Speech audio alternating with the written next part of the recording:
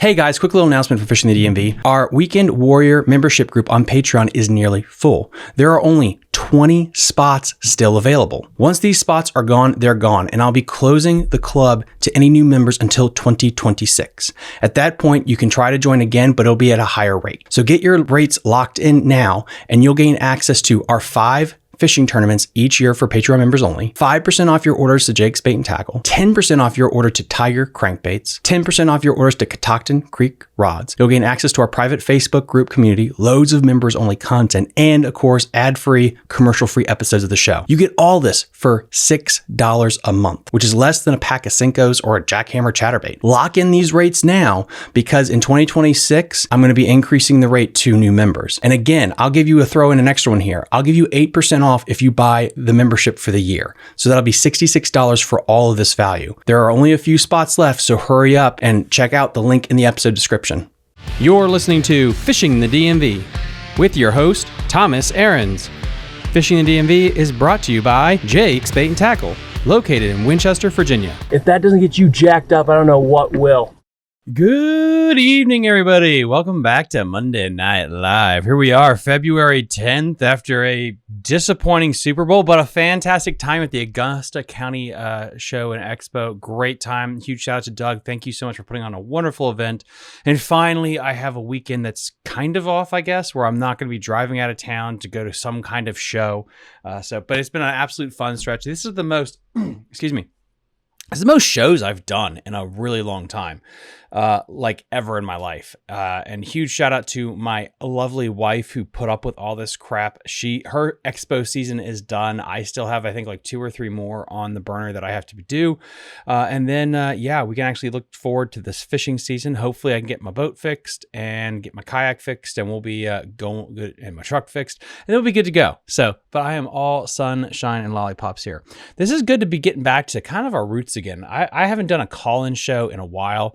For you old school people that have been here forever, you know the drill. 667-307-8583 is the hotline. You can call in and we'll get this bad boy going today.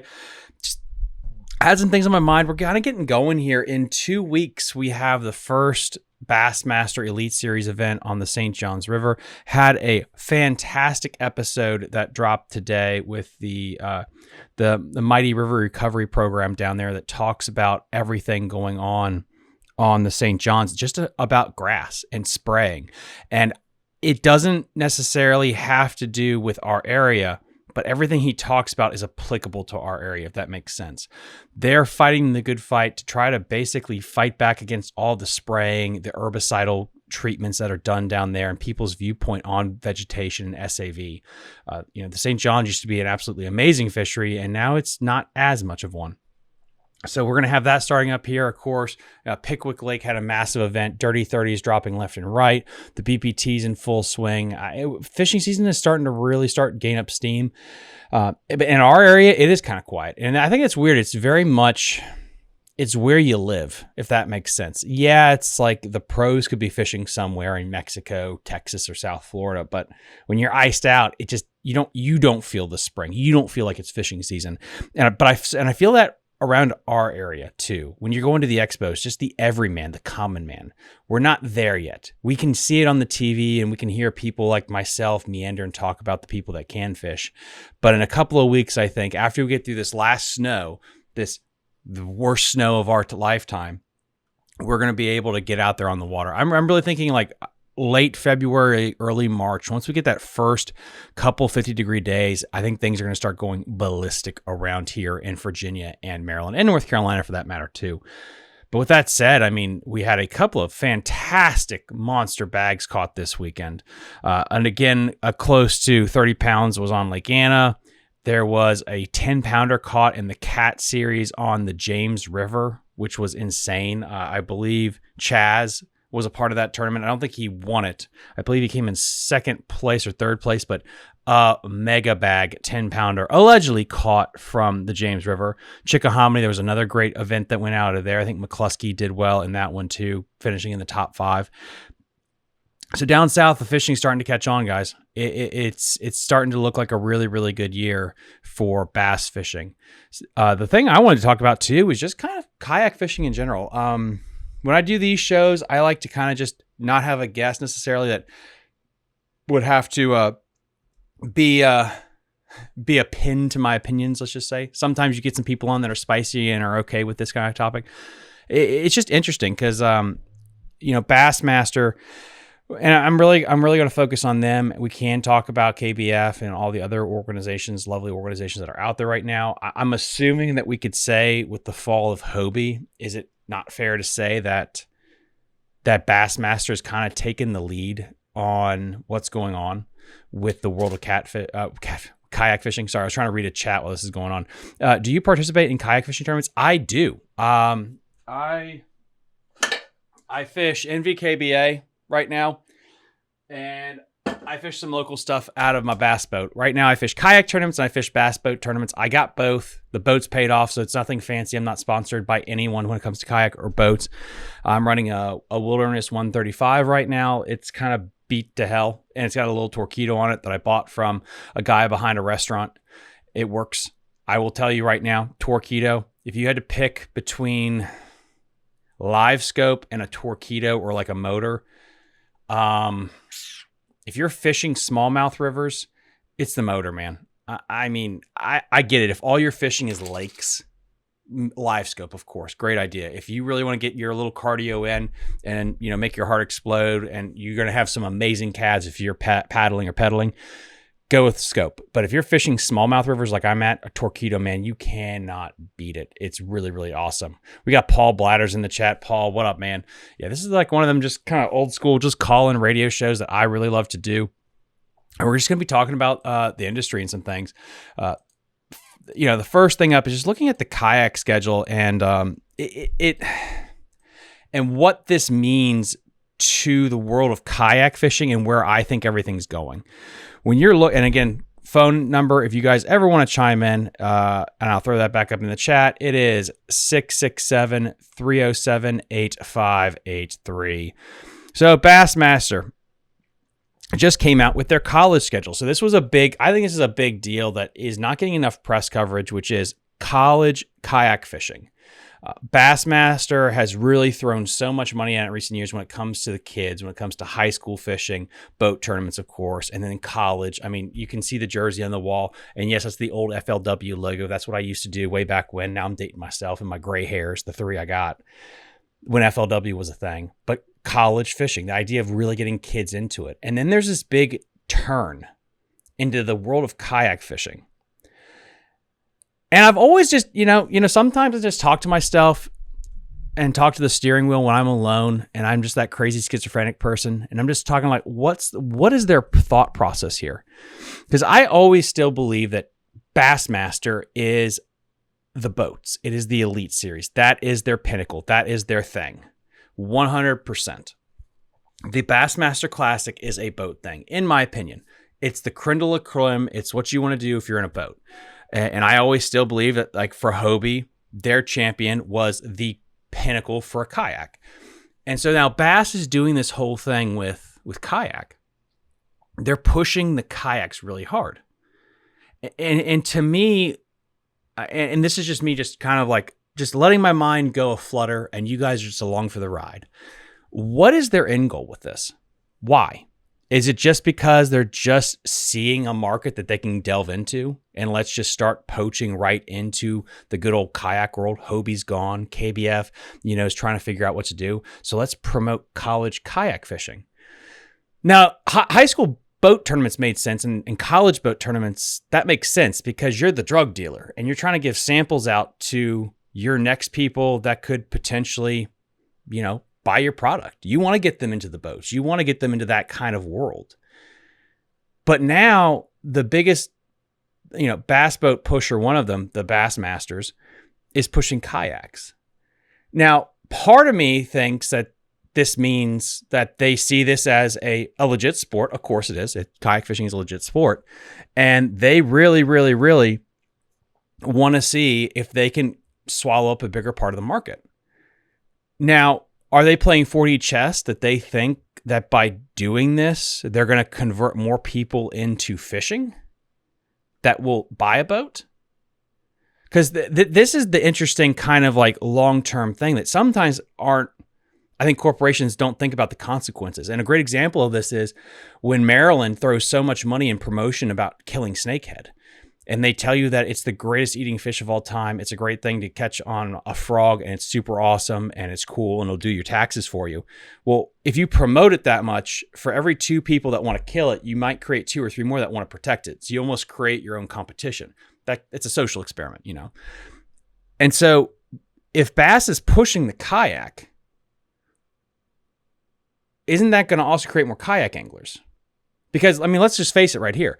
If I am a college-age kid, unless I have extremely good finances, I cannot, unless I already own a boat or I get a sponsorship, I can't get into a bass boat fishing tournament. I just can't. Kayaking is extremely reasonable. You can be a college kid and you can get into kayak fishing a lot easier. And then when you're just out of college, you can keep a kayak at your first job.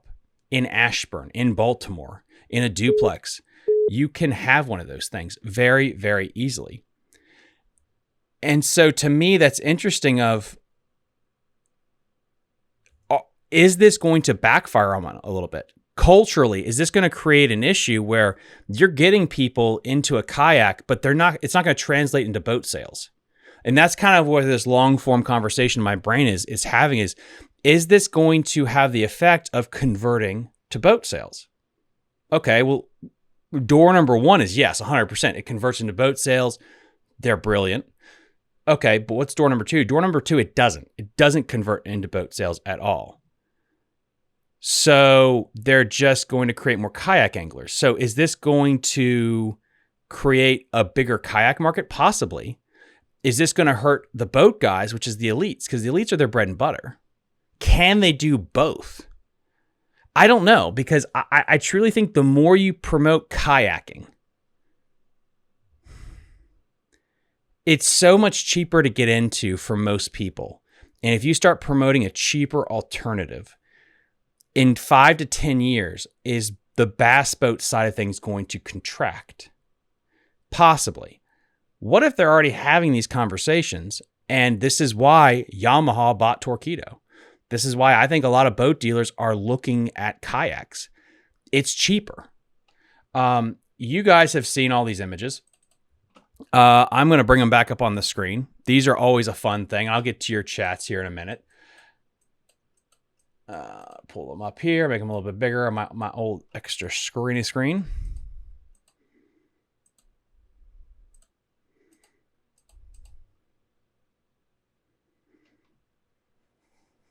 This is the Bonafide XL, I believe it is. And this here is the light skiff.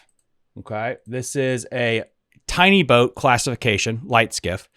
It is the exact same size as the Bonafide, and it is the exact same width. You can look it up. The one on the right is called the light skiff. It is built for a 6-horse Mercury outboard and a trolling motor. The other one is a Bonafide kayak. They're starting to look like more tiny boats.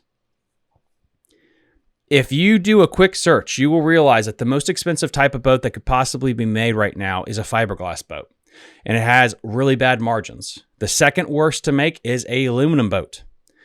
I talked to Mr. Lancaster, who runs Mare Marine, talked about like when there was a shortage of aluminum, those boats just stopped being made. But plastic boats, dude, great margins, fantastic margins in these, especially if you can sell them for $3,000, $4,000, $5,000. Once you create the mold, you can pump these bitches out like nothing. And so what if the idea here is they're trying to promote kayak fishing because they actually see that that's the future? Because if you start promoting catch, photo, measure, release tournaments to that whole generation, just like with the snakehead thing, you're going to create even more people that prefer that format. You're creating more people that are fine with fishing a kayak. And so it's just interesting to me to see that kind of cultural thing when Bass really starts pushing this more. Are they truly trying to be a kayak organization? Or are they looking at this as, hey, we're going to use these kayak people to help fund the elites? It's fascinating for me to get inside their heads of what they're trying to get out of it. Because personally, the more they promote kayak fishing, the more I think that you're going to create kayak anglers, the more culturally acceptable catch, photo, measure, catch, photo, weigh at release will become, which is going to hurt weigh-in tournaments culturally in a generation. Just like our kids and our grandkids are kind of going to be used to video games, computers, and forward-facing sonar, they might grow up doing this more. And so if Bass is also big into weigh-ins, is it interesting that they're doing the kayak thing and promoting that at the college level? I don't know. It's just fun conversations that I've always wanted to have. And now, instead of just having them with myself like a schizophrenic, I'm having it with all you guys. I'll get to some of these questions right here too. It's just interesting to me. Like, okay, the Bass Boat Tournament Trail is getting into kayaking hard. And I think it's one thing to say that you're going to do your cute little kayak trail. It's another when you start hitting the kids, because this is what any legit organization does, is you start going after the kids because you want to get them into your program. Football does it, baseball, Bassmaster, FLW in the day, MLF does it. You target the kids, you get them into your net. But now you're promoting a completely different sport inside of it. So I don't know. It's interesting, but I want to get to some of these things here while I keep talking. Again, if you want to call in, the number is 667-307-8583. And I did have somebody let me see, just texting me here. All right, whoops, sorry. Had to turn off my ringer because I was getting a ringer in the ear. We got Tom Fiddler here. I have a solo skiff with a jet drive. Yeah, the solo skiff, which is the one that's actually, let me drop this here. The solo skiff is the one on the right. It's actually called solo skiff, or it's called light skiff, my apology.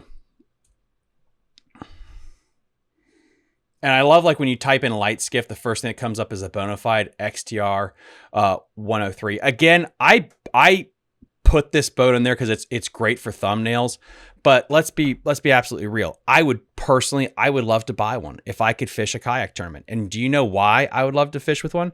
If I have to fish a forward-facing sonar kayak tournament with good money on the line, that thing looks roomy as shit, and I'd love to put my big 12-inch graph on there so I could scope on the Res, Sleeter's Lake, some of these places we have these big money tournaments. I would like one. I still want a river one. That's, probably like a innovative sportsman, a floating one, something like that. But okay, this is the light skiff. It is $3,400. All these compartments open up, and it is set up for a 6 horsepower motor. And let me get to additional information. I just want to show this to you guys here while we're there, because I know you guys are going to want to know about this. The boat.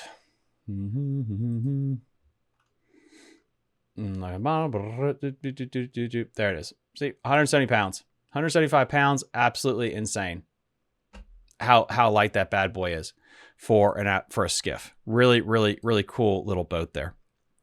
We got, you mentioned you have a couple more expos you'll be attending. Which ones are those?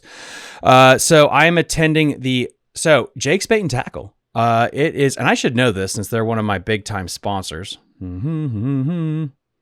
Pull it up here for you guys. March 8th, I will be at the Jake's Bait and Tackle Kayak Show and Expo. There will be multiple divisions where you can show off your pimped off kayak to win prizes and so much more. That is Saturday, March 8th at Jake's Bait and Tackle in Winchester, Virginia. The 22nd, I wasn't able to go fishing with Paul at Lake Anna because I'm going to be at ProTech, fishing ProTech for their open house. They were one of the original bait shops in the United States to carry Japanese lures. They had the bigwigs from Megabass and a lot of other companies fly in to see him. He is a wealth of knowledge. He's close to 70 years old, and Lynn is he is a historian when it comes to Japanese baits. I mean, I'm shocked that he doesn't speak Japanese. He's a really, really cool dude. Paul Blatters, Kayak Classic pushes people to the Classic Expo. Yeah, and that could be it. The Kayak Classic could be just pushing it to the expo, which again, that's what I'm saying. Like, kayak fishing possibly is just to push people to the boat side. And I really think the Kayak Classic Expo is the boat side of things. Paul, again, I'm guessing they see a market they can capitalize on. They have to buy membership to fish tournaments, and that's money's right there in their pockets every year. Yeah, and I wonder if that will backfire on them. In the sense that if you think their mindset is boating, the boat is their strategy, and this is just something they can capitalize on, great. But the other issue is you might create fans. You will create fans of just kayaking. that's for every percentage of people that you get into boats, you're going to get into kayak fishing. So to me, that's just very interesting to see what kind of effect that's going to have. We got Paul again. The economy is crap too, so probably think there will be a huge surge in kayak fishing. Yeah, and again, like Mid-Atlantic Kayak Organization, they guarantee like $3,000 on a $40 entry fee or something like that. I know I'm completely wrong on those numbers, and I'm spitballing like Joe Biden, but insane rate of return. NVKBA, over $1,000 to the winners for events, and these are local, and they're rivers, they're small rivers, they're small lakes, so you can stay local and fish. So that to me is interesting. And this is the other thing about the kayak thing too, as we get through the chats here. Again, if you guys want to just call in and just bitch and tell me I'm full of shit, you can, or you agree with me. 667-307-8583. The kayaking does offer some interesting things from a college perspective. Name a college in Virginia that's not near a major body of water, like a lake, but it's near a smallmouth river. Harrisonburg. You look at JMU is near the Shenandoah River. How many colleges are near the Susquehanna River? How many colleges are near the James River? You could have a kayak college club, and you could have a good little club of river rats. And that to me is what was interesting about this scheduling here. Is the schedule is for the kids is the Kissimmee Chain of Lakes, Dale Hollow, and Toledo Bend Reservoir, which is something that I have always hated about this kayak thing, personally speaking, is when you try to go to all the places that the boats go. The Kissimmee Chain, I get it. I mean, poor Kissimmee Chain has been beaten like a $20 hooker, for the past month. We already had a kayak event. We had a boat event. We're going to have the kids on it. You're going to have Toledo Bend on the schedule. That is one of the biggest reservoirs in the world. That to me is just boring for kayak fishing. I get it. It's fine. It's not like my must watch. I like it when they go to the Susquehanna River. I like it when they go to little cool places, because you're leaning into the thing that I think you can market about a kayak is you can get into some sneaky places. And if you're just going to promote the same bodies of water, I get it. They pay you. You got to do what you got to do. It's just kind of boring to me. We got Douglas again in the chat here. They know they are both here to stay. Get on board or get left behind. They know they are both here to stay. Get on board or get left behind. Yeah, Douglas, are you talking about Bassmaster itself? Yeah. No, it's yeah. No, it's interesting. Douglas again, having seen the ASA market studies of 2023-2024, trust me, they have their fingers on the pulse of the market. Yeah, and I mean, trust me that, do I trust corporate America? God, no, because that's like saying, do you trust Pfizer or Johnson & Johnson? They have no, because they're human beings. If anyone's working corporate jobs, trust me, they know exactly what they're doing. Name one corporation that actually knows exactly what they're doing. I work for the VA. They don't know what the fuck they're doing. I really hope no one from the VA is listening right now. And it's not like, trust me, these people are just the smartest human beings on earth. It's bureaucracy and politics. I'll give you the benefit of the doubt there, but I generally think corporate, the super higher ups, they just, bang the secretary, do some blow, and they hope for the best. Or I'm just talking, that might just be MLF. I don't know. But yeah, I don't. If they have their thumb on the pulse so well, why is it some of these decisions seem like they did a line of cocaine and then the last minute they had a monkey punch on a typewriter and then just send this thing out there? Let's see what they do. Is that them playing 4D chess or them just being reactive versus reactive versus proactive? I don't know. Those are my thoughts there with that. We got might be looking at it as another feeder system for the opens too, like as Christine. Now, that's Paul. That's a great idea. Christine is one of those cool examples of, she is a hell of a stick and she's a pure kayak angler, and she's making the jump to the boats. Are we going to see a lot of those? It's interesting, but then she also had the sponsorship and all the money thrown at her, so she could do that too. First off and foremost, she's a hell of an angler. Great stick, great stick, and. Is that something we're going to see more as kayak anglers jumping over? And I think the reason they're doing that is the money right now is better. If the economy keeps going the way it goes, I just don't think the boating industry is going to be the thing. We got Roy. The Wilderness Systems Tactical Pro 128 is an XTR 130 Challenger. Yes, it is. Yes. I'll bring that one up, Roy. That's a really good, really good one to bring up. And Iaconelli is now sponsored by them because, as long as they'll pay him, Iaconelli will sponsor it. He will sponsor Diddy Lotion if you pay him enough. Let's see. We got Lance Gray. I noticed at the boat tournaments there is always a lot of nice size dead fish. Yeah, and that's something too. That's a whole other show we could do on. It was about dead fish because there was another Texas Department survey about crappie going in there about how many crappie are in the body of water. And that's the thing is, I do not want to see dead fish. I do not. I also hate the idea of making laws because it's a slippery slope when it comes to government, whether it's Maryland, Virginia, or whatever, because you throw a law on there, it's going to be vague as shit so they can manipulate it, and it's hard to get it revoked. So I don't want to throw a law on the books to try to change events necessarily. That's like break glass in case of emergencies. It's do the best you can. Please be smart as a tournament director so you don't have Big Daddy coming down on you, because when they do that, you end up like Pennsylvania where they shut fishing down for half the year. When it comes to dead fish, how many fish of 4 pounds are in the fishery? If you kill 100 nice sized bass a year, these are random numbers that are low. That's terrible. If the population size of 4 pounders in the body of water is 10 billion and you killed 100, I mean, that's a drop in the bucket and we shouldn't worry about it. If we are killing half the population each year, that's terrible. But the thing that no DWR agency can give you is the exact numbers, or at least a ballpark number of the population of fish of that size. And if it is bad as the scare tactic numbers like the Coosa River did, there wouldn't be any fish left of that size necessarily. So I don't know. I just think the numbers are off because it is a forecasted guess. And the farther you forecast out, the more error there are in return. There is no L in my last name. Oh, I forgot you spoke Japanese. Konnichiwa. Look up solo skiff. I just did. Oh, wait. Did I not look that up? Well, I got a couple of kayaks I got to look up. I got so many chats right now. Good God. But yeah, let me pull that up there. Look at you guys. You know, one thing I love about you guys is you really guys like it when I do these intimate streams. All right, solo skiff. Let's go with that solo skiff.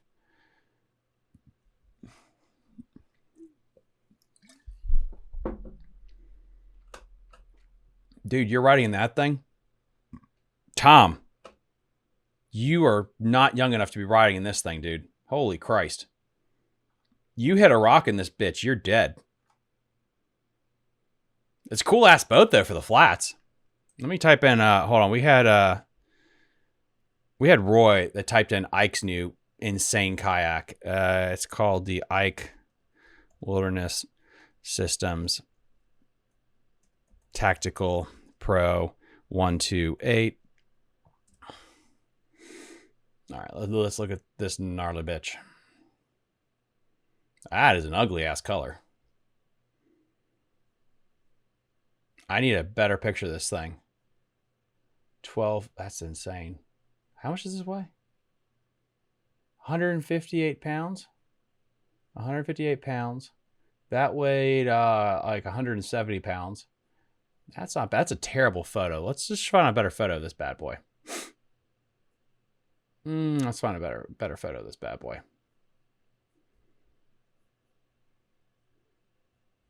There's really no good photo of this bitch.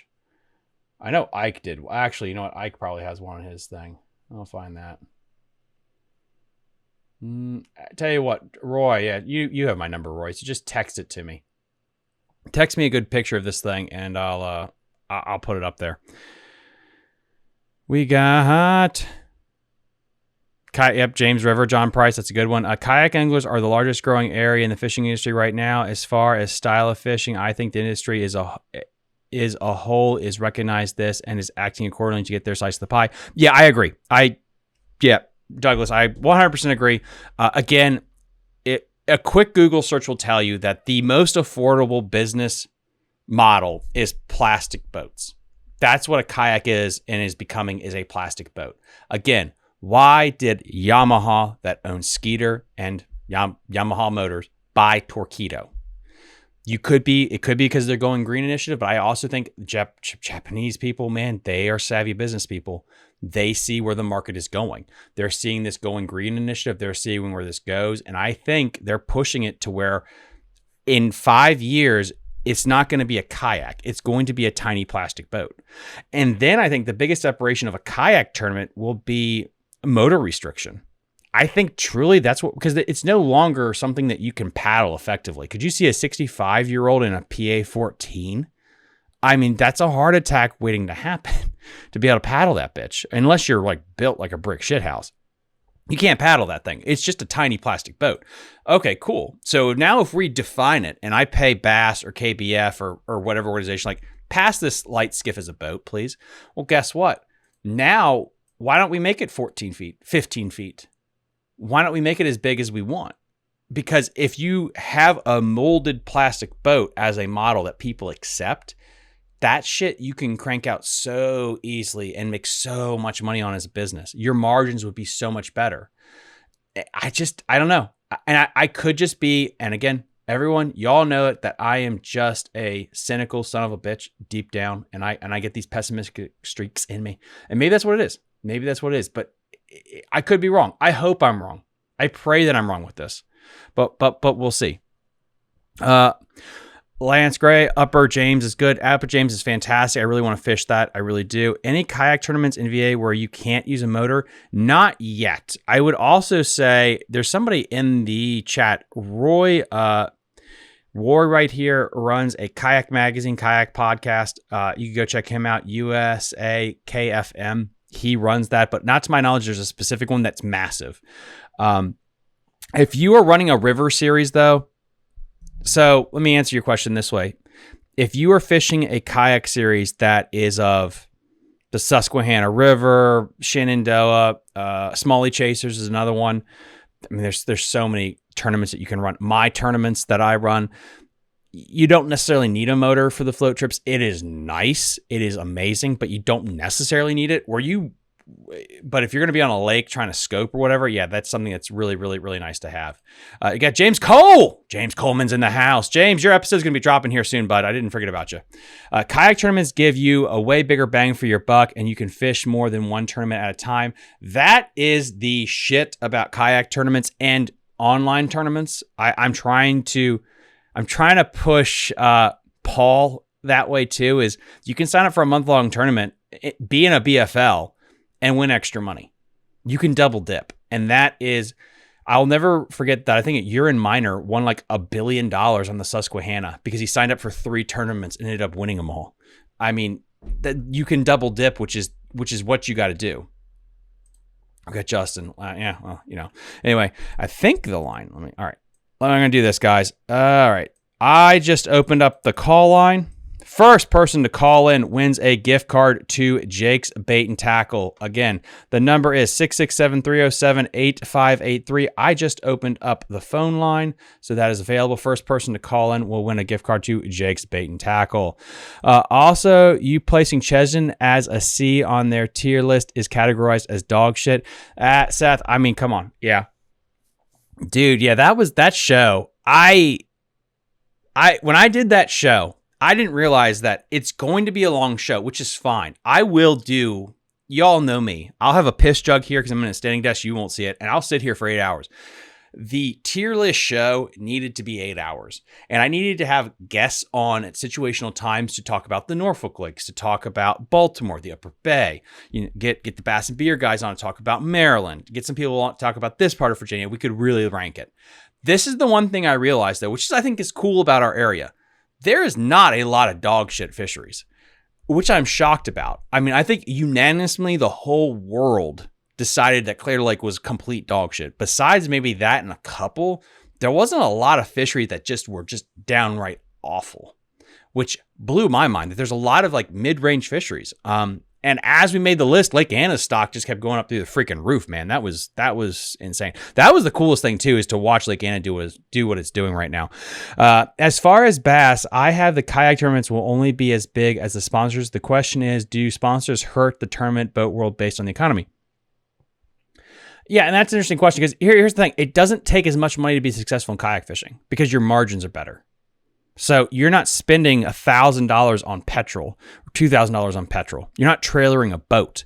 And because of that, you can win $5,000 to $6,000 in a tournament or something like that. Let's just say, I'm just, again, throwing these numbers out here. I know I'm pulling a Joe Biden on you guys. And you can have success and you can be a very successful fisherman. It's hard to do that in a bass boat and trailering. And that's the one thing I brought up. Like, there were a bunch of people that went down to Florida for the Kissimmee chain event for kayaking.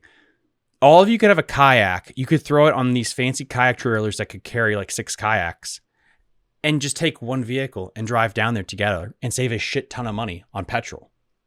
You can't do that in a boat. Everyone has to trailer their own boat down there, pretty much. That's how it works. So it is more cost effective in a lot of ways.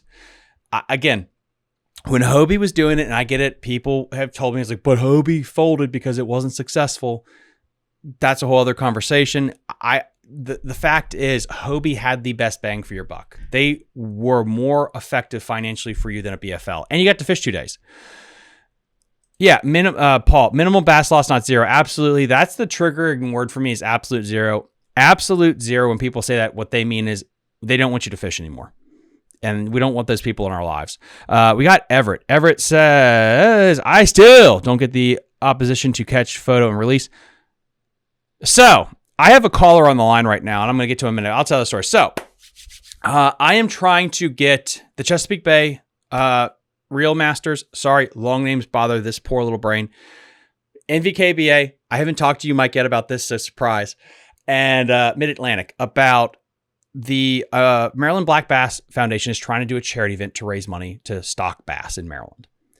And they couldn't agree on doing a fishing tournament in 2025 because putting a weigh-in tournament is hard. It takes a lot of work, and they couldn't figure a date to host a charity event to raise money for Maryland. So they said, maybe we'll do it in 2026, 2027, but it's just too hard to do. And I said, well, I could put on an online tournament, kayak, bank, whatever, and it's really easy. It was literally like talking. Now, mind you, everyone except me and one other guy are under 40, and everyone else probably fought in World War II. A lot of people are up there in age. You can carbon date them, let's say.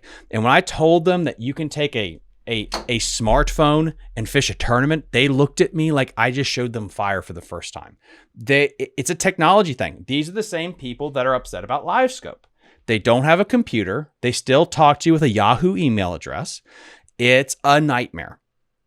And that's why that there are people against it. So now that I've just shit on half of my audience for the age, let me get to my caller here. All right. And hopefully, all right. You are on 443-876-7369. You're on the show. What's up? Oh, hold on. You are on 443. Let me mute real quick. 369. You're on the show. What's up? Oh, hold on. Let me mute real quick. All right. All right. You there? What's up, Tom? Hey, boss. Yeah. What's going on? Ah, man, I'm living the dream. How about yourself? Oh, not too bad. So that's funny that you just mentioned. I'm assuming you know who this is. Yeah, I know who this is. At least recognize my voice. Okay. It's funny that you brought up that they just said it's too hard to run a weigh-in tournament, which I love your idea, by the way. Like, that just makes it so easy. But I mean, I run 2 fundraising tournaments a year. It's not hard. It takes 4 to 5 people max. Yeah, and it's not hard. That just blows my mind. Yeah, and it's all the people. I mean, the people I'm talking about that are on the board that kind of poo-pooed it. It got pushed through, but to me, what was shocking is they said this in front of DWR guys, bigwigs, and it's like, you just kind of proved to them that catch, measure, release is the shit, because they are the ones that perked up about it more so than the fishing guides. And it's like, you just kind of signed your own death warrant there, because you're showing them logistically there's some ease there. Again, I don't want it to go away, but yeah, I don't know. it's interesting that there are people that just don't understand it. And that's kind of like the question that was in chat about like, why is it people don't understand it? It's the technology thing is the only thing I can think of. These are the people that hate forward facing sonar and don't have a smartphone. I don't think it's just that. I do think and I do think there is some sort of a technology barrier that applies to it, and is one of the reasons that it hasn't taken off. But I think the other part that comes to this is nobody trusts anybody when it comes to money. Oh, yeah, that's true. Yeah. And there's I think there's a bit of a disconnect in how advanced some of the software is, and to help prevent cheating. And you've actually opened my eyes to a little bit of that. And they mostly think that well, hey, if we have it's a lot harder for someone to cheat if we have a live weigh-in. Mm-hmm. Yeah, and it makes sense, that mindset. It does. And there's the other part of it too. Like, I know why, like, a lot of people, especially in like clubs, it's a camaraderie thing. You have your weigh-in. You get to show your fish to your friends. It's a little bit of an ego thing. I'm not gonna lie. It's an ego thing. You want to show you want to show that 6-pounder you caught off to all your buddies that you fish with every weekend. And like, I get it. That's perfectly acceptable. I love doing that. It's fun. But I also have kind of I've more so come around to the online tournament scene too. So what changed your mind? There's good points on both sides. What I don't want to say breakthrough. That sounds like it's therapy. But what was the biggest change or turn of coat when it came to the online stuff? A lot of it was talking with you and a couple of my friends that fish bigger kayak tournaments, and learning that, hey, the software that is used for these weigh-ins has become a lot more advanced than it was when it first came out. So the potential for cheating has decreased exponentially. And that was always my biggest thing away from it is I don't trust anyone, especially when it comes to money. And whenever money is involved, it always brings out the worst in people. Yes. And if there's a way to cheat, somebody's going to cheat, whether it be a catch photo release tournament or it be a live weigh-in tournament. It's just logistically, it's a lot harder to do when you're fishing around 100 other boats. Yeah, I 100% agree with that. And I guess the counter argument will be like, cheating happens. I mean, that's the argument you're going to hear online. Cheating happens every day. There's a new boating cheating thing. The thing that's fascinating to me is like, it's a technology thing. When the online stuff is so technology focused, and because technology changes so exponentially with AI, Palantir, and things like that, you're correct. I think now it's better, but it's not great. But what about in 2 years, 3 years? It's not going to take long for this exponential growth. And this gets me back to my initial thing where, okay, Bass, I see what you're doing. And if it's just as cold and logical as you're just trying to get a slice of the pie, awesome. But the ramification, I think, is you're also going to promote more kayak guys. You're going to make it more common for people to just whip out their phone, take a picture of a fish. Is that going to create, of course, a bigger kayak market? And is that going to hurt the bass boat industry? And that to me is what's fascinating is some of these things are not kayaks, in my opinion. They're basically plastic boats. Is that where we're going to go when Icon is $200,000 to buy a legit, Bassmaster certified boat? I mean, to be fair, look at the prices of boats coming down. The prices of boats are going to fluctuate with the economy. The new Icon that came out to 80-ish. So I mean, my boat was 70. So like, I can't really say anything about it, but I think I have a couple of ideas, and again, just spitballing ideas, back and forth, right? So one of them is this an idea for a new type of feeder system where you can get into the kayaks and like you can get a little bit of prestige and make a little bit of money, but then you have that carrot in front of you of like the Elite Series. Oh, well, I could make the Elite Series and be a millionaire, which everybody knows that you're not going to be a millionaire. Yeah. Unless you're a generational talent, right? Mm-hmm. So that's one thing that I think of is it's more ways for them to get someone into bass fishing, to get them interested in tournament fishing, especially for someone who, like you mentioned earlier, may not be able to afford to get into the bass boat realm. You know, the people who can afford to get into the bass boat realm, are they going to? Is it really going to take away from them? You know, let's just call it like it is, the daddy's money kids. Sadly, yeah. That can afford, in college, they can afford $100,000 boat. And I'm not taking anything away from some of these people as anglers, because some of them are phenomenal anglers, but they also have that support structure to be able to not have a job, fish 9 opens. Well, I guess it's only 8 this year. Well, 8 plus 3, so 11 potentially. Without having a job and be able to fish 300 days a year. Not everybody can do that. So I mentioned it in a comment earlier. Maybe the kayak scene is a way to you build your sponsor relationships and be able to slowly work your way into making that jump. Kind of like what we said with Christine Fisher. She showed that she's a hammer. She has the social media following. She has the sponsor backup, and she was able to jump in and try her hand at the Opens this year.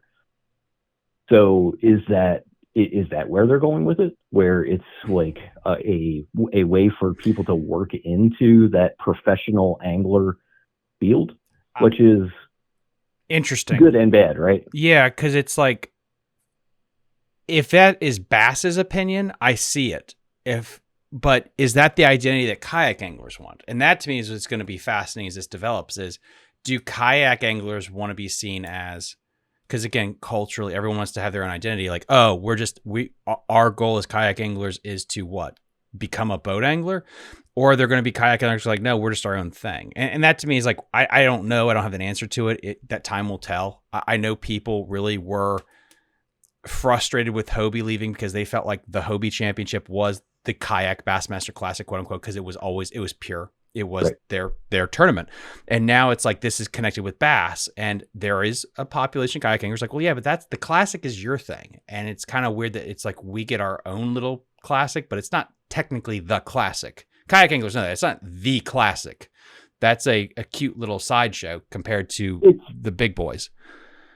It's the Bass Nation Championship for kayaks. Yeah. And yeah, I mean, that's the ways that you qualify for it. It's the Bass Nation Championship for kayak championship, Bass Nation Kayak Championship, not the Kayak Bassmaster Classic like it's advertised. It's essentially the same qualification route as the Bass Nation Championship. You can qualify through your state, or you can qualify by going to going to these qualification tournaments, these regional type tournaments. Now I know the qualification standard is a little bit different. It's not just like a one and done. Like, I can't just go fish one and qualify, but it's the setup is kind of the same. It's I don't know. It's kind of it's all about money, and you and I both know that. Yeah, and John has a great point here. But trying to figure out how they're bring up is kayak tournament organizations are starting to lean towards competitors to video record with a GoPro during tournaments to aid in keeping folks from cheating.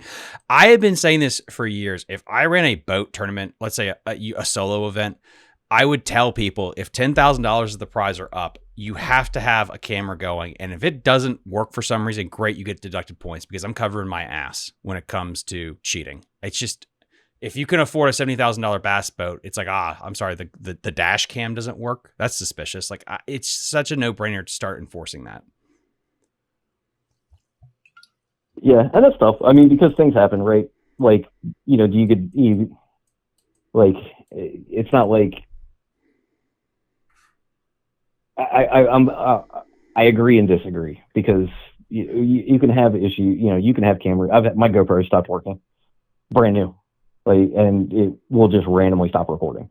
And if you're fishing, like, how long before you notice that your GoPro is not running? I mean, that happens. That's happened to me quite a few times where I just, I didn't know it stopped recording.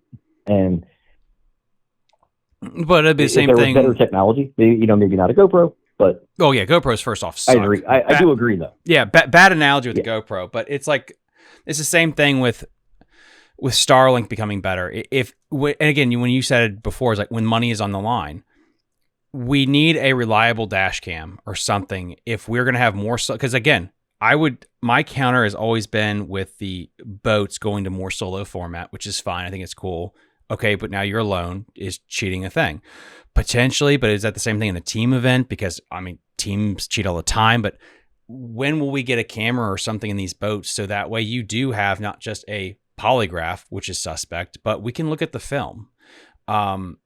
This is one of the few sports where you don't have that. And I feel like if we could crack that code, it would help with liability so much just to have that rolling in the background. Yeah, absolutely. No, I totally agree with that. I just like the technology. Yeah. How do you adapt that technology to be able to do that? Mm-hmm. That is, I would love that. Right. I mean, that pretty much takes away like any ability of, or 99.9% of the ability to cheat.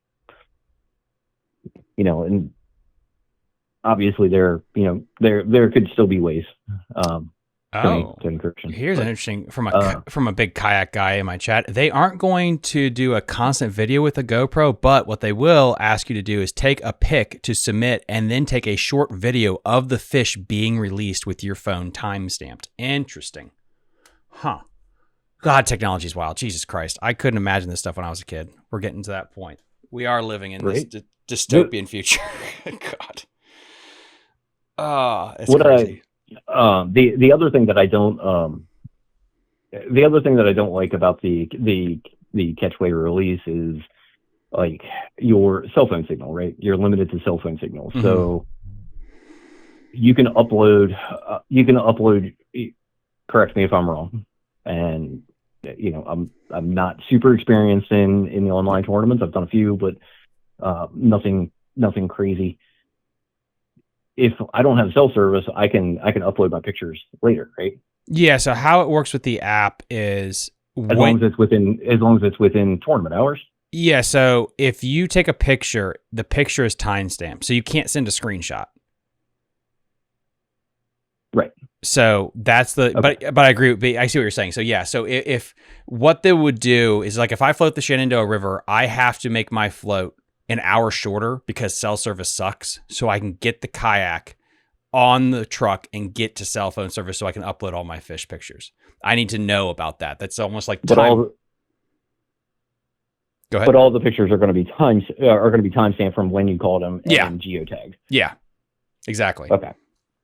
Okay, that answers one of my questions. I was a little concerned about that just because I didn't know the answer of how they combat that, because it seemed a little sketchy that I can upload all these pictures at the end of the day when is it taking the geotag from the picture or from where you uploaded the picture?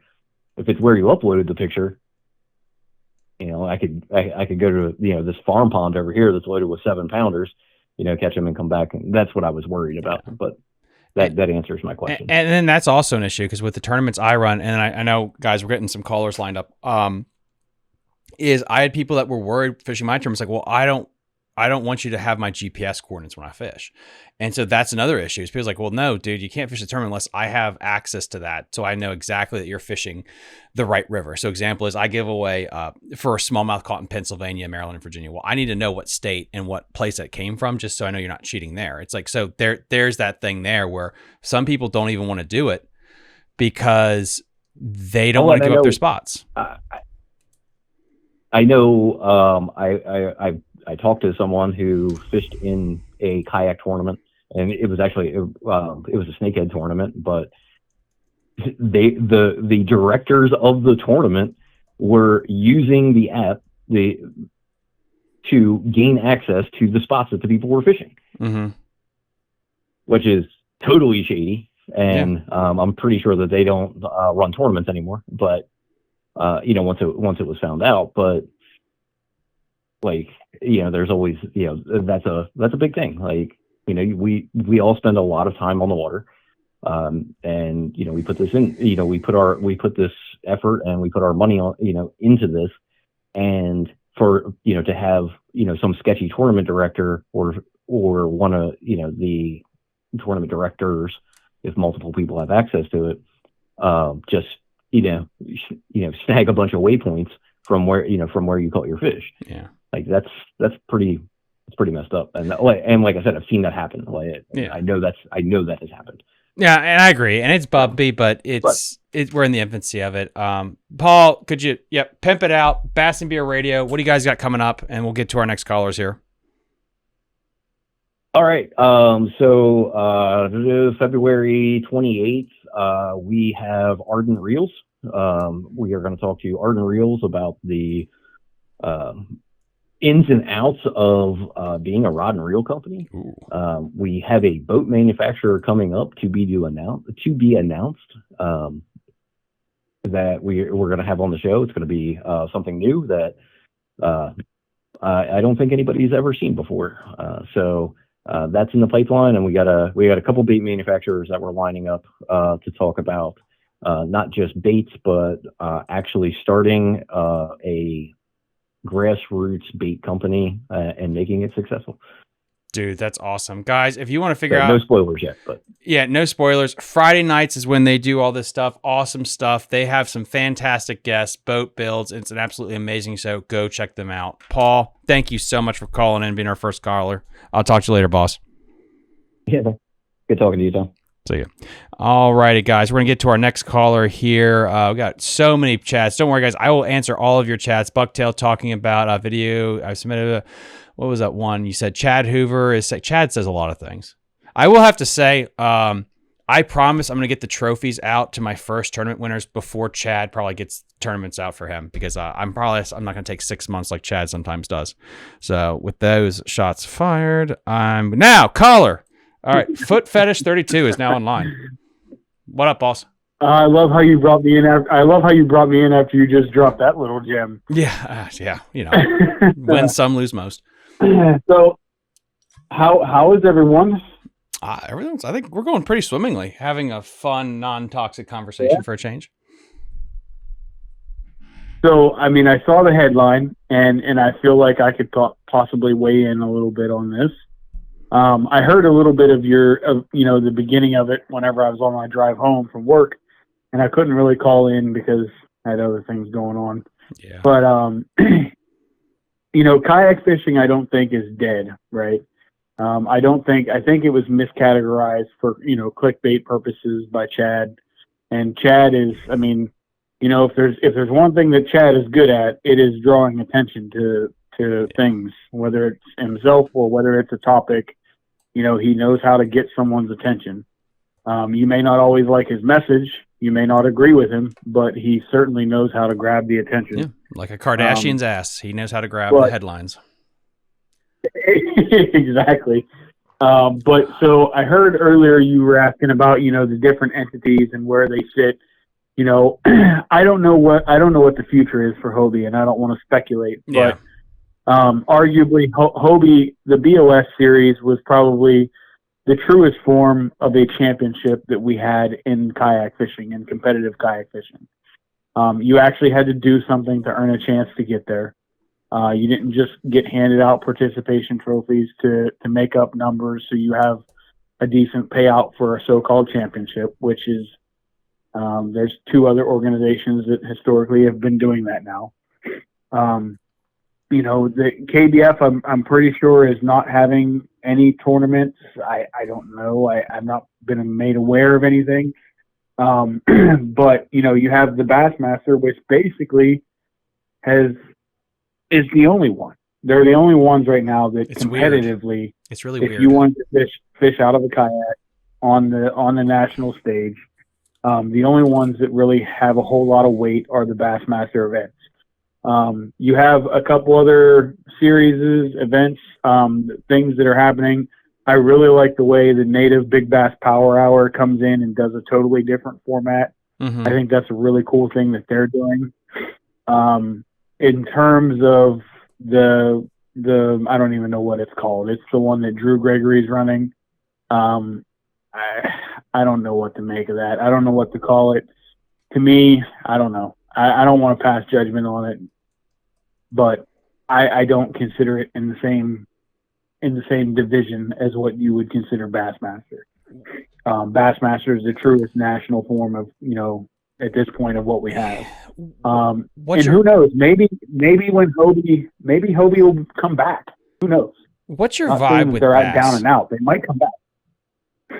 It's because like when they sandwich it, and again, I am not as much of a kayak person as you are. I will 100% say that, and there are a lot of guys in chat, but it's like it's not your classic, and it's weird that they tack on the Bassmaster Boat Classic and they try to do this kayak version, but it just doesn't.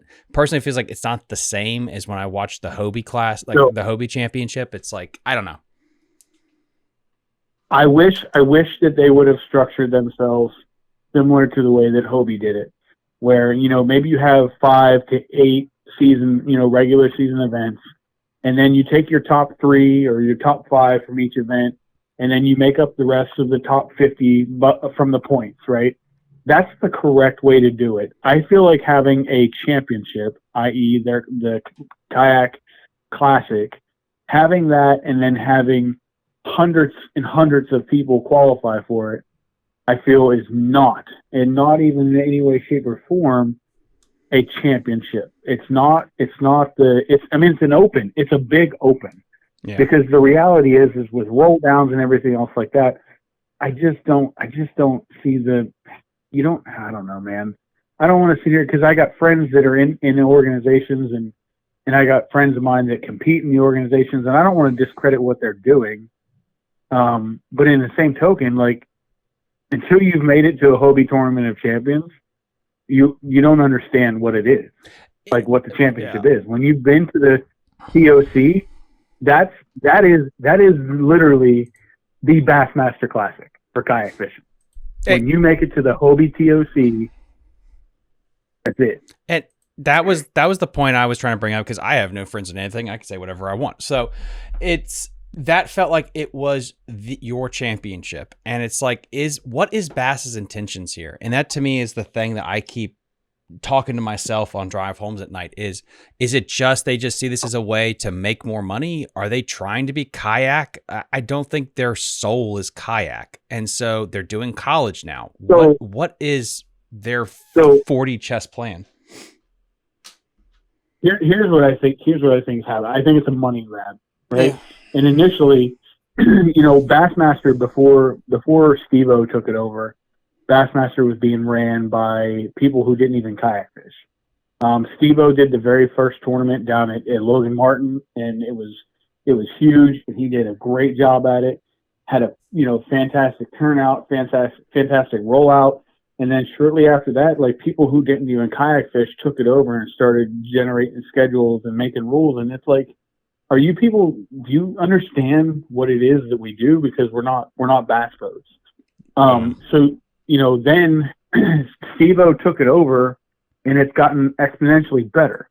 But I still feel like Bassmaster's in this thing to make money more so than they're in it to further advance kayak fishing. I don't think that they care if somebody can be a viable kayak fishing professional. they don't really care about that. I feel like they care about where their pockets are getting a little bit bigger, and you can tell that by what they take off the top with the percentages for payouts. I agree with that. It makes them money. And whereas Hobie, whenever they were doing the series, they never did it to make money because they paid back like 95% of it. Where Hobie saw a return was in the sale of Hobie Pro Anglers. Mm-hmm. That's where Hobie saw the return on their investment for having the BOS was the sale of boats. But, and this is all across the industry, the sale of new boats is down, like all across.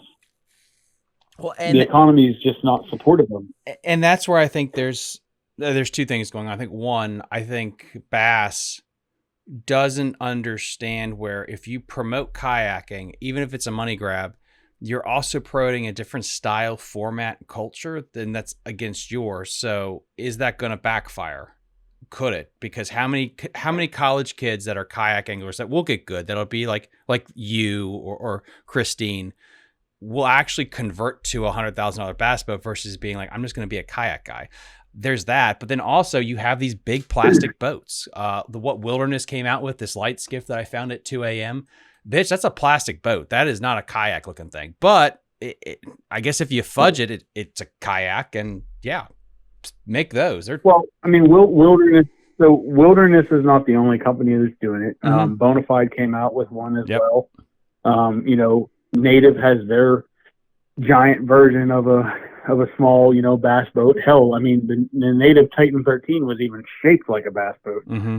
So, they're all doing it. And Hobie had the Pro Angler. The Pro Angler 14 is basically a bass boat. It's just a bass boat that it's designed to be pedaled by foot. Like, so I mean, they're all coming out with boats, and they're all basically pricing themselves right around the same area.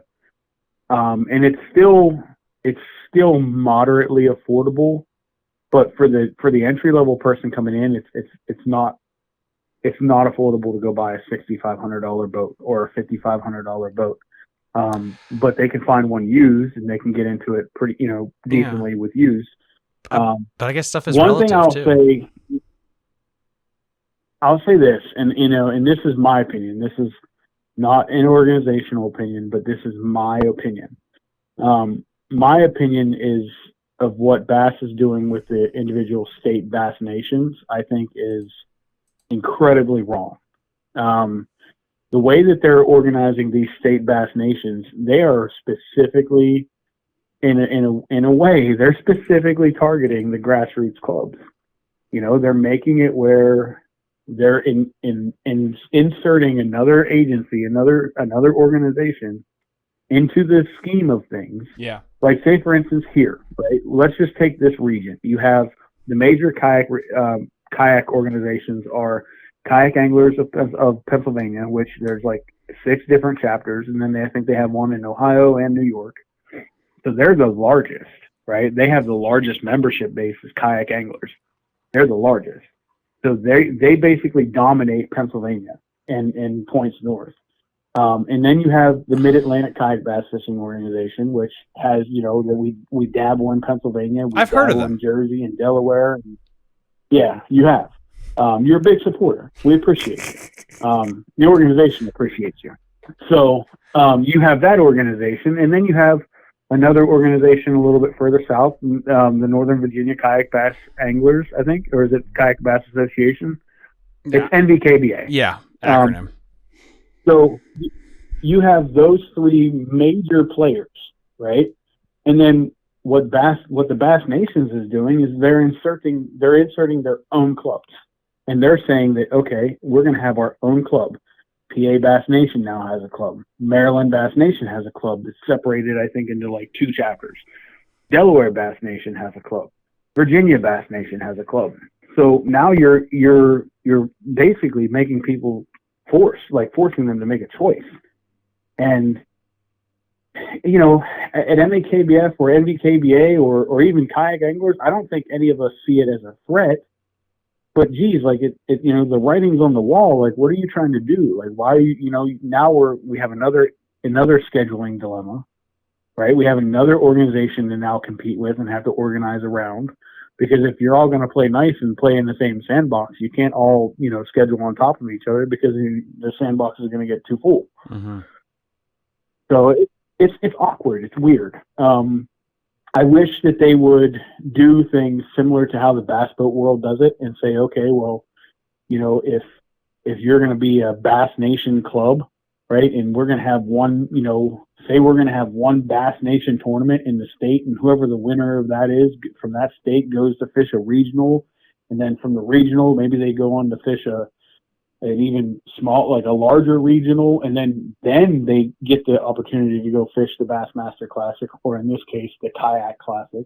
I think that would be more realistic. But I mean, hell, I think there's some states that are getting to send like 5 people to the Kayak Classic, and I'm like, what did they do to get there? Did they go somewhere on the national stage and place in the top 5? Did they go to enough Bassmaster class, Bassmaster national events to finish high enough in points? Because if they didn't, earning your way there from the states is just kind of, to me, I just don't agree with it. Yeah, but I think I'm more pessimistic than anyone, so I try to keep half those thoughts just between me and my therapist. Paul has an interesting question. What will be the limit when it comes to kayak tournaments? Will these new kayaks, I guess the bigger ones, ever divide the community like FFS did in the boat world? I mean, I don't know. We're going to plastic boats. Personally, it's going to be motor restriction. Once they're saying like, the Torpedo has a 6.6 Merc kind of thing, like it's going to be motor restriction, because they're going to keep. They already have motor restrictions on it, Thomas. It's already a 3 horsepower motor. Well, that's my point. It's like that's what's going to be the cap, because the boats are going to get bigger, and unless there's a length or something like that, like they're going to become little bass boats. It's going that way. It's just who's going to be the first one to make a 15-foot alleged kayak. So I think a couple years ago, I think there was an organization a couple years ago that had a rule where it couldn't be over like 16 feet in length. Couldn't be, was it 16 or 14? I don't know. There was an organization a couple years ago that had, a length requirement and a maximum length. And then there was also, I mean, they've always had, and it's funny, like, so a couple of years ago, they had a rule where it couldn't be over like a 1 horsepower motor. And then companies started coming out with a 3 horsepower motor. And next thing you know, the limit was now a 3 horsepower motor. So that's another factor to consider, as companies keep coming out with things, are they going to continue to change the standard? And that really is going to come back to a safety perspective, and saying, okay, what is your hull capable of, right? What is too much? What is too much for the boat that you're in? And I really believe anything beyond a 3 horsepower, you're kind of getting to a point where it's like, that really shouldn't be on a kayak. Again, and I guess my thing is, when is it going to stop being a kayak and it's just going to be little plastic boat tournaments? Because if you're a company, man, you can make so much more money selling these, I think, than you can a big Puma. Why else would Yamaha buy it? They know where the money's made. And if boat sales, like you said, keep going down, all you have to do is make the mold, and you can pump these bitches out. You put Jake's name on the side of this thing, that's $5,000 right there for this thing.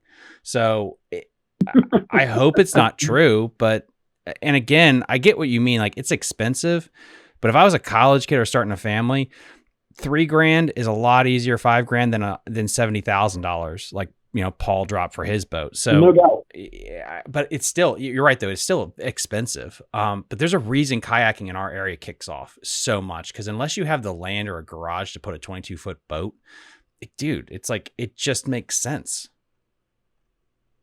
Yeah. Well, I think our area is also really primed for accessibility with kayaks as well. With the rivers that we have, and even the tidal waters. There's some backwater areas in the tidal areas that you can drop a kayak in and be right on some juice. If if you were in a boat, you would have to maybe run 20 miles to get to.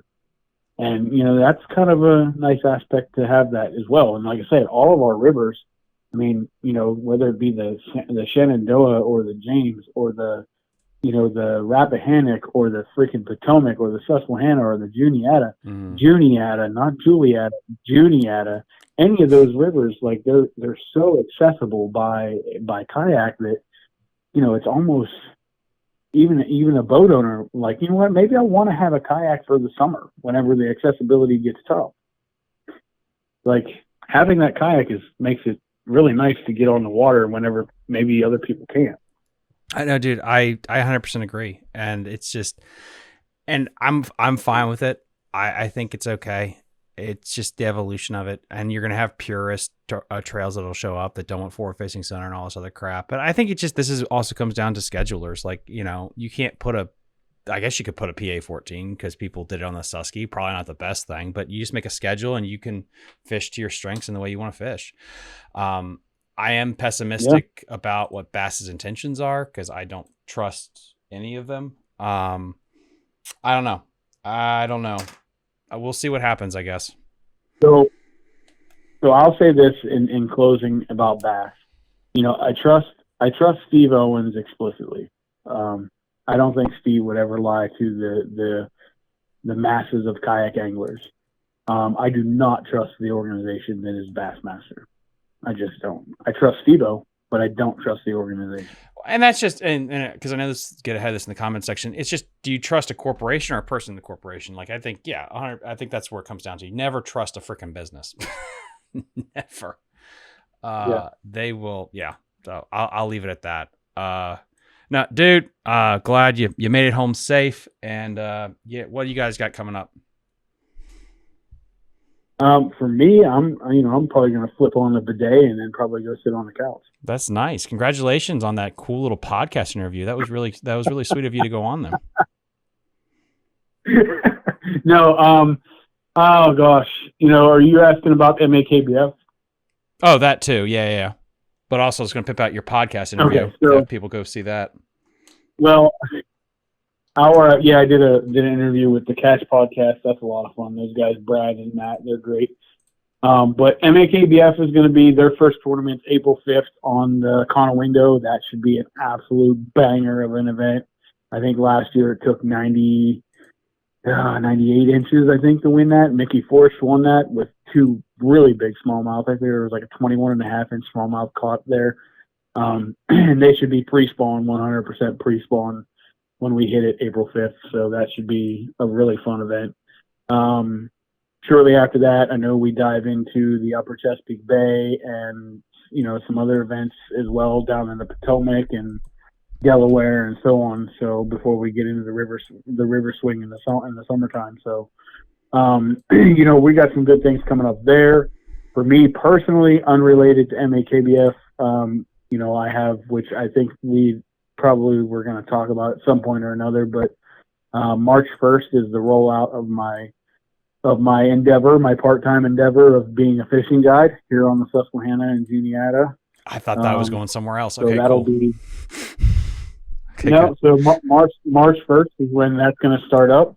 I have trips available. If anyone wants to reach out to me, they can find me on the social medias and send me a message, or they can go to the website, chocolatetownriverguide.com. So is this real?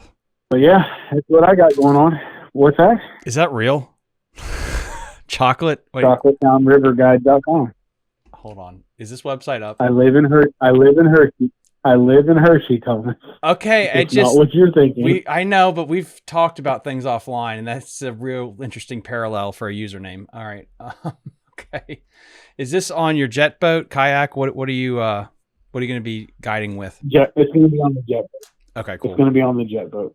I tried to do the guiding out of a kayak, and I just don't have I don't have the patience to teach somebody out of a kayak. It's a lot harder to do out of a kayak than it is out of a boat. Oh, dude, good for you. That's awesome.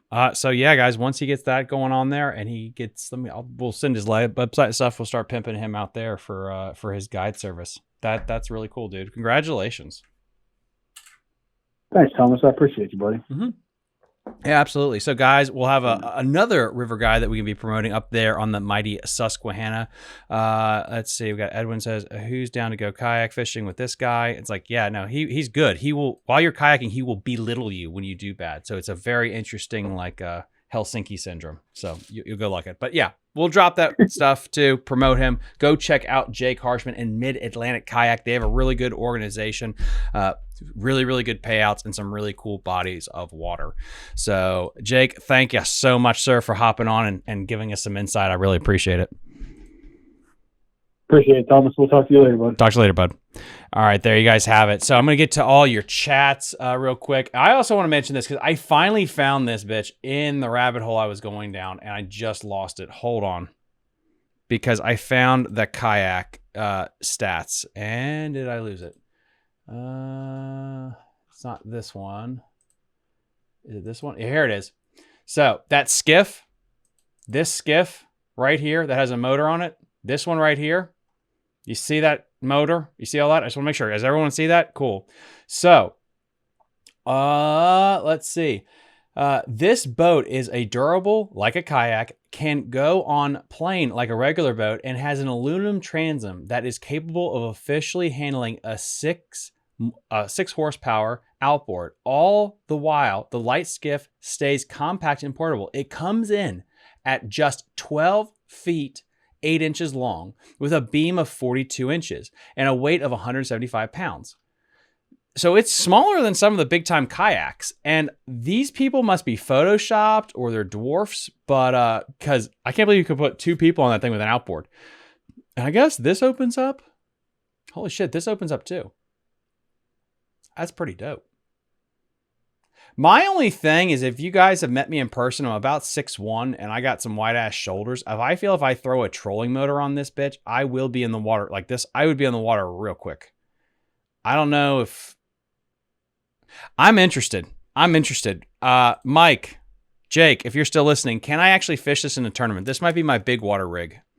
We got to, and B Cow says need to share it.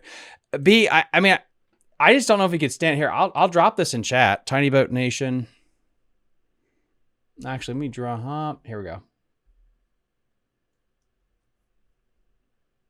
What is it? Jake, I don't know what it is. Here, I'm gonna drop it in chat. It is called the Light Skiff. It's called the Light Skiff. It's a kayak John boat hybrid. It is right here. Let me flip it up. Sorry, wrong one. This is a kayak hybrid. It is 12 foot, 8 inches long. It has a 42-inch beam. It weighs 175 pounds. It has a front thing here so you can actually stand on the deck with a trolling motor. All of this storage. Here are the stats on it. I just dropped the link in chat, so if you guys want to copy paste that link. It has a metal transom so you can attach a motor.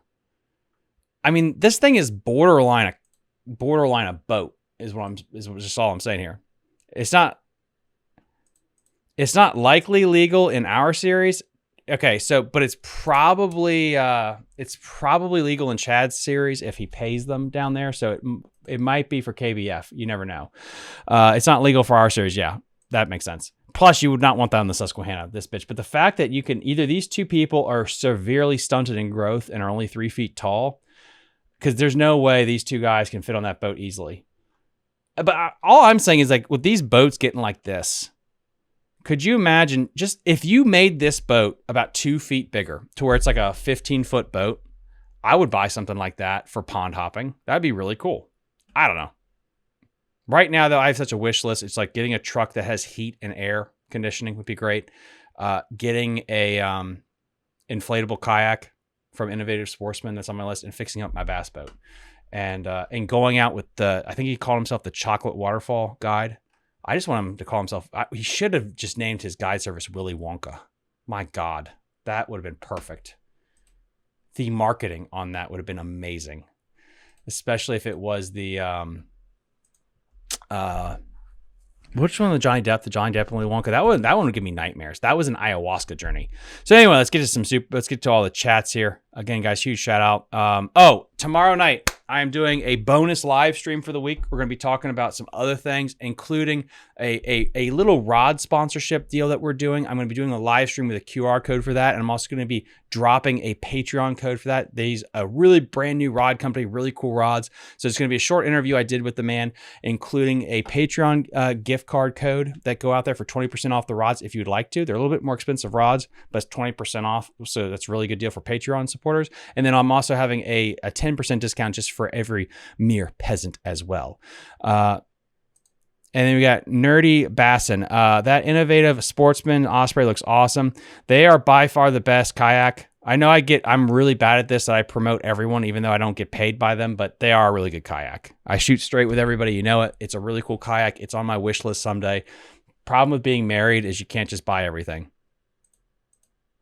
Legal aspect of the name. I 100% agree with you there, boss. All right, let's get to the chats. Let's get back up here on the chat list. We got kayak tournament organizations are starting to lean towards competitors to video record with a GoPro. I 100% agree with that. We talked about that with Paul. I think that's a great idea. We just got to make sure that gets dialed in. But it's a technology thing, and technology is on its way. That is why KAS has GoPro as a sponsor. And I agree. Like, I think the idea of an action cam to do it is great. GoPro is the worst camera on the planet. They always die. DJI, believe it or not, even though they're made by China, they're really good. They work. Go figure. Let's see. We got bucktail fishing. They aren't going to a constant video with a GoPro after you take a fish pic. Okay, cool. We already answered that one. Trying to get to all the ones. Here we go. Chad Hoover has been saying this will be coming down the pipe in KBF for a couple years now. The video release is primarily for spot checking and to help settle challenges against fishing. I 100% agree with that. We got that question there. Here we go. Gene Jensen was the first person I saw to run Starlink. He live streams his fishing. Yeah, I talked to Fluke Master. If you guys don't know, I am also co-host of another podcast, the Basscast Radio, with Bass Geek and Brian from basscast.com. I basically live in this basement and I don't get to fish anymore, just pumping out content for you guys, but I got to actually talk to Fluke Master, Gene. And yeah, Starlink, it works. It's really cool. That's something I'm going to be getting. Maybe the kayak needs to be like boats with a polygraph. I've heard, Jake has used a polygraph before. I've heard rumors like it does work sometimes and it doesn't. I don't know. I've never had to be maced or polygraphed. So maybe. Let's see. Some tournament directors did do that. It's crazy, but I can understand not wanting to share the exact location. I understand that, but it's like, I mean, you know, Bruce, I mean, you know this because you fish my tournaments and you win all the time. It's something where it's good to have that because it protects you. You know, people were upset with you just winning all the time. And, you know, I'm able to back up like, no, he's doing everything legit. I mean, it's a good little safety. We got Travis Myers in the house. Travis, good evening, Thomas. Hey, good evening, Travis. I need to have you back on the show, boss. Please let me know your schedule so I can get you back on so we can talk about river fishing. I'm also excited that Mid-Atlantic is coming into my backyard, the Upper Potomac. I would love to kick Jake's ass and everyone's ass on the Potomac. I did catch that 22-inch stud there last year, and I should have won that bitch if I knew how to do things correctly. Oh, well. We live, we learn, we cry, we drink. You know, that's how that works. Forward-facing sonar is just as much of a hot button issue in kayak world as boats. You're not joking. Forward-facing sonar is big everywhere as it comes to just bitching. That's just how it is. Let's see. Interesting guess. It just isn't as vocal in the mainstream. Yep, Paul. I'm just as surprised these new kayaks are causing such a fuss when bigger rigs like the PA-14 were around well before the likes of the XTR. They aren't the only ones either. I guess it's the definition of what is a kayak. Technically, it's being paddled. I mean, Jake even mentioned the 3 horsepower limit. I guess my point of like saying the motor restriction is it's no longer about being powered. It's no longer about being... I was always told the biggest thing is like, is it something you can actually pedal or paddle? That is considered a kayak. I think that rule will be almost antiquated at some point where it's going to be like, no, as long as it's within the motor restriction, it's technically a kayak. So then it's about speed and blah, blah, blah. Like, do you really want to have an 18-foot kayak? But then is it going to be called a kayak tournament in 10 years? Or is it just going to be called a plastic boat tournament? That, you see what I'm saying? Like, I think, I don't know. Maybe I'm just a cynical son of a bitch. River tournaments do exist. Just saying. No, river tournaments do exist. And I've talked to Jake Harshman, aka Willy Wonka, the chocolate guide. And we talked about this before about there needs to be a legit river tournament series. Who's the best river at? Who is literally the best? You start down south, like the New River, the Upper James, Shenandoah. Then you can go from Shenandoah, you go to the Upper Potomac. That's from Great Falls all the way up to Paw Paw. Then you have the Susquehanna. You have the Julietta. You can go up into New York if you want to. I said that right. Julietta? No, Juniata. God damn it. I messed myself up trying to say it right. It should have stayed size limit trolling motor. Yeah. They need to limit it somehow. I agree with that sentiment. What is the limit so you don't become like the bass boat industry where you have 50-foot graphs? That's my comment. We don't need that one. Now we can scroll down here to the new comments. Now we got all those done. Fantastic. Okay. My boat's name is Coco Squirter. Okay, cool. He has a very unique class of people he's taking out on his boat. So if you like Diddy's music, you're going to want to go out on this man's boat. That innovative sportsman looks awesome. Absolutely. Now we're down to the new questions. If anyone wants to test the Osprey, let me know. He will take you out on his Osprey, which is also called Diddy's House, by the way. It's also called that. DJI is the best, hands down. I 100% agree with you there. Nate Hall. Nate, my man.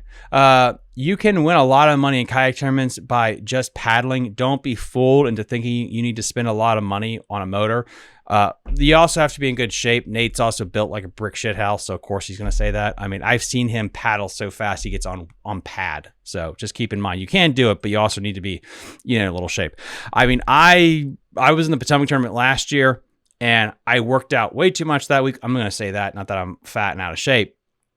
And I pedaled across, I think it was like Pohick.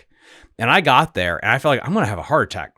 And my calves were cramping. I had a groin cramp. I didn't even know you could do that. So now I'm spread eagle on this kayak trying to stretch without drowning. So yeah, you can paddle or pedal, but you do need to be in shape depending on how far you're going to go. We got Nerdy Bass. Yep, that Osmo 4 works all day and never shuts down, even in 100-degree weather.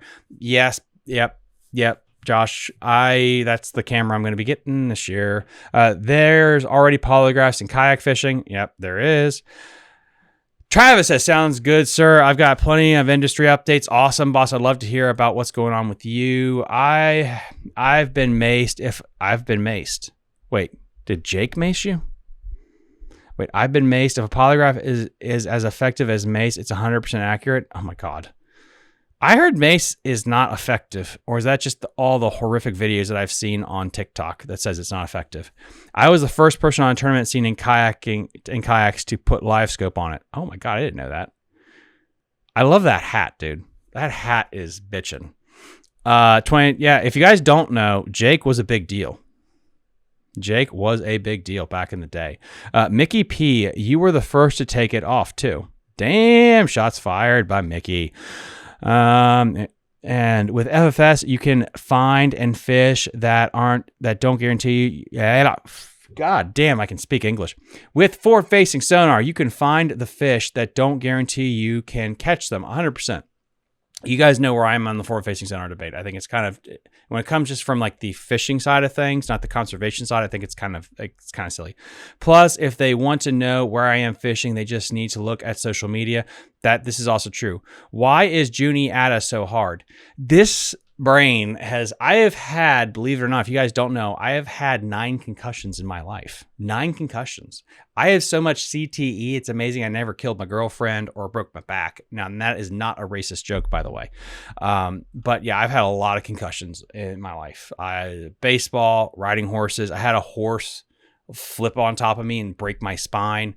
I had a horse throw me into a 3-board fence, the post. I broke the post and it actually stopped my heart for a second. It bruised my chest and I felt like my heart hit my rib cage. It hit me so hard. That gave me whiplash, knocked me out.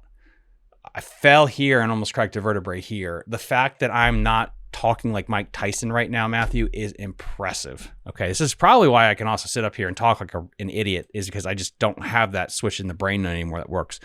What's with you and randomly adding L's into names? I told you, I'm like Mike Tyson. I just have this weird lisp when I start talking and the brain gets tired. It's just, I don't know. I can talk and I won't add L's. But if I read, I add L's, and I don't know if it's a Spanish thing or it's just a dyslexic or a retard thing. Probably it's the tism. I'm going to say it's the tism. Nate Hall, I agree. I like how you guys agree with my tisms. I helped him get spread eagle. Yes, he did. And that is why they call you Willy Wonka. And you can go see his chocolate factory here in March too. Travis Meyer, the Osprey and the Poly sound too much like my day job. Think I'll pass on the river. 9 concussions explains the hair. It does explain the hair. It really does. Spinal. Yeah. Spinal.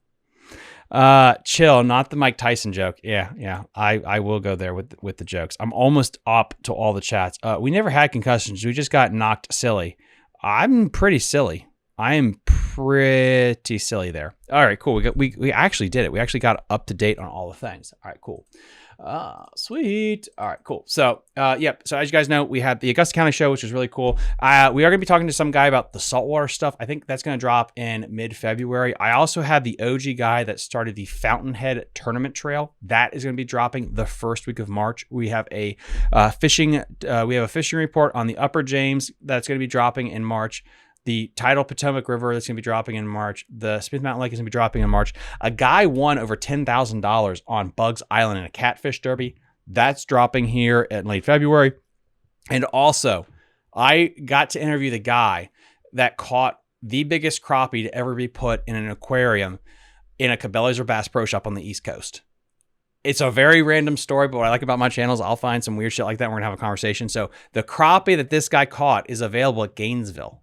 At that Cabela's in the aquarium. You can go check it out. So we're going to be talking about crappie fishing. That's going to be coming up here too. I have pre-recorded about, I think 12 episodes, and I still have 2, one with Coleman that I recorded in October that I forgot to drop.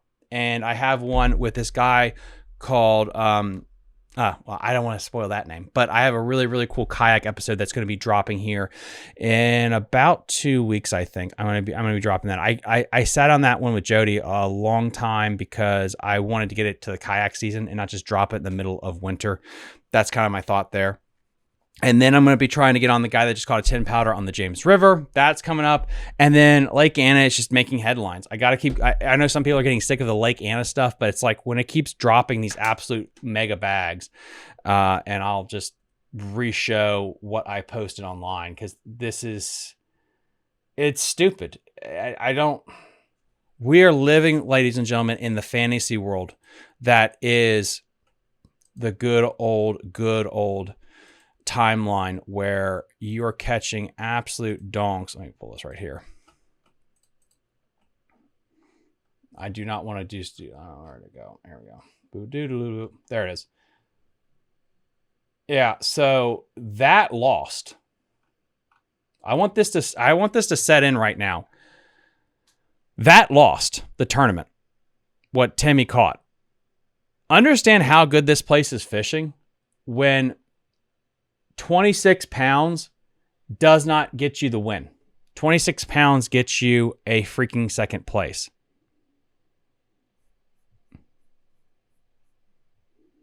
Well, I didn't forget about you in the sense like you're still here. So like I didn't forget about you. You see what I'm saying there? That kind of works in my head when I try to square that round peg in the hole. I have the episode. And so I was going to have that as the NVKBA intro episode. James Coleman, by the way, guys, is a professional paintballer and a pool player. How cool is that? I love figuring out stuff about people. I think people are cool. I think conversations are cool. There's one person that I interviewed. He's a professional beekeeper. That's a thing. We're going to be talking about that. Another guy's a musician. And yeah, James Coleman, shoots people for a living with paintballs. Should have really added that other part there. Sorry about that. I am getting extremely exhausted. I have been talking nonstop for 6 days. Come down and you can fish where I do. I do. Let's just get a couple more housekeeping things here done, and then I can just hit the road from like April until August. My goal is hopefully to be working part-time at my day job in 2026 so I can fish more. Let's see. Jay Carson says, getting dirty looks. Gotta go. Love you. Bye. I love you too, honey. And I think that's everything. Judy, huh? Yeah. Jody, yeah. You'll see. Carly says, I want to fish with Bruce. All right. Well, Carly wants to fish with Bruce. I thought Carly said that she is done with all the fishing stuff until next year because she's burnt out on talking to people. But anyway, absolutely monster fish that was caught here. So, guys, here's the boogie. This is what's going down. This is what's going to happen. Great Monday Night Live, as always. Went a little bit over what we do. Monday, I did have a guest lined up. I believe it's President's Day, but I got to check to see if he's still available because it is like a holiday. So let me double check to see if he is still available to come on the show. I will confirm that with you all here soon. If you guys want to know, there's going to be a live stream tomorrow night. We're going to be talking about some awesome rods, and we'll be giving a discount code. You're going to get 20% off if you're a Patreon supporter of the rods, and you're going to get a 10% discount just to all the mere peasants as well. That's going to be dropping tomorrow afternoon. As always, this is going to be re-uploaded tomorrow morning, so you can listen to it on Apple, Spotify, iHeartRadio, Amazon, and the old YouTube. Please, please, please go check out. You guys got some homework. I actually uploaded an educational episode of the show this morning, and it's with the river recovery folks, the mighty river recovery folks down at the St. Johns River. Please, please, please go check that out. It is extremely informative. We need something like this up here to fight the SAV killing that's going on. Really informative episode. Go check that episode out with those guys. Stephen Lloyd. Stephen, yeah, I want to fish with you too, buddy. Don't worry. I want to fish with you too. And then Bruce come down. Yep, we're gonna make it happen. We're gonna make it happen. Anyway, guys, go check out that episode. If there's anything that, and we got Stephen Lloyd said that was a cool episode. Thank you, boss. Yeah, very informative. I'm trying to get those bounced out. And then, the last housekeeping thing. We have, as you guys, I've been teasing forever. I am doing all the biologist reports for Virginia, every region. I've been recording them since October. They're about ready to come out. I need the go-ahead from the DWR, and if they agree with it, I can start dropping them in March. And I'm hoping they're okay with doing 2 a month. There's a lot of reports to get through. But I will be dropping them early for Patreon members. They'll be on Patreon early, so that way you guys can have them, but they'll be debuting to the rest of the public probably at 2 a month, if that's what we kind of agree with, because there's so many to get through. Really cool places. The North Holston River. Probably you guys haven't heard about it. I got the deets on that place. The Shenandoah with Hallecker, Odenkirk. It's really cool. That'll be dropping here, so stay tuned. Paul says, you could be fishing at Lake Anna next week. I really, really want to. I think you guys are doing like February 22nd. Oh, February 22nd. Fishing Pro Tech down in, I think it's Williamsburg, Virginia. I think. I'm just shooting from the hip there. Just type in Fishing Pro Tech. That's February 22nd. The next weekend, I think I'm in Berkeley Springs, and the weekend after that, we're doing the kayak fishing show. Then there's no more shows, and then I can just fish and actually have a good time. And hopefully I have a boat and a truck by then. So go check them all out. I'm going to stop talking. Friday night is Bass and Beer Radio. Go check them out, and I will see you guys next time on Fishing the DMV. And bye. You're listening to Fishing the DMV with your host, Thomas Ahrens. Fishing the DMV is brought to you by Jake's Bait and Tackle, located in Winchester, Virginia. If that doesn't get you jacked up, I don't know what will.